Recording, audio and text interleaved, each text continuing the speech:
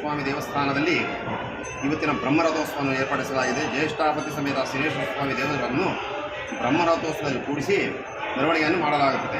ಇವತ್ತಿನ ರಥೋತ್ಸವವನ್ನು 70ನೇ ಬ್ರಹ್ಮರಥೋತ್ಸವ ಅಂತ ಇದಾಗುತ್ತೆ. 70 ವರ್ಷ ಇದೆ ಶನಿಮಹಾತ್ಮ ದೇವಸ್ಥಾನವಾಗಿ. 60 ವರ್ಷದಿಂದ ಶನೇಶ್ವರ ಬ್ರಹ್ಮರಥೋತ್ಸವ ನಡೀತಾ ಇದೆ. ಇಲ್ಲಿ ಬಂದ ಬ್ರಹ್ಮರಥೋತ್ಸವ ದರ್ಶನ ಮಾಡಿ ಶನೇಶ್ವರನ ದರ್ಶನ ಮಾಡಿದ್ರೆ ನಮಗೆ ಏನೇ ಒಂದು ಶನಿದೋಷಗಳಿದ್ರೆ, ಪಂಚಮ ಶನಿ, ಅಷ್ಟಮ ಶನಿ, ಸಪ್ತಮ ಶನಿ, ಏಳನೇ ಶನಿ ಕಾರ್ಯಗಳಿದ್ದರೆ ನಮ್ಗೆ ಏನೇ ಸಮಸ್ಯೆಗಳಿದ್ರು ಇವತ್ತಿನ ದಿನ ಶನೇಶ್ವರನ ದರ್ಶನ ಮಾಡಿ ಬ್ರಹ್ಮರಥೋತ್ಸವ ಸ್ಪರ್ಶ ಮಾಡ್ಕೊಂಡು ಹೋದರೆ ನಮ್ಗೆ ಏನೇ ಒಂದು ಕಷ್ಟಗಳಿದ್ರೆ ಎಲ್ಲ ಪರಿಹಾರವಾಗುತ್ತೆ.